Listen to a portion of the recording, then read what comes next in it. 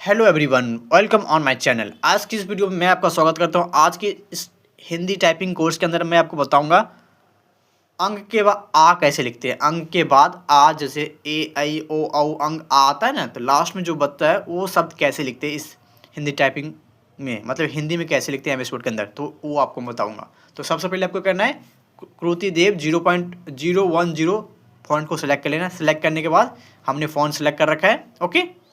तो अब इसके अंदर हम टाइप करेंगे।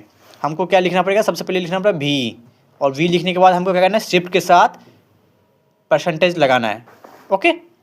शिफ्ट के साथ परसेंटेज, तभी आपका लिख पाएगा। तो वी और परसेंटेज, सॉरी वी परसेंटेज जैसे टाइप करोगे तब हो जाएगा। अगर आपने कोई और साथ में बटन प्रेस कर देते हो तो गलत टाइप हो जाएगा। अभी जैसे मैं टाइप कर रहा था तो कोई और बटन टाइप हो जाता है, इसलिए गलत आ जाता है, ओके।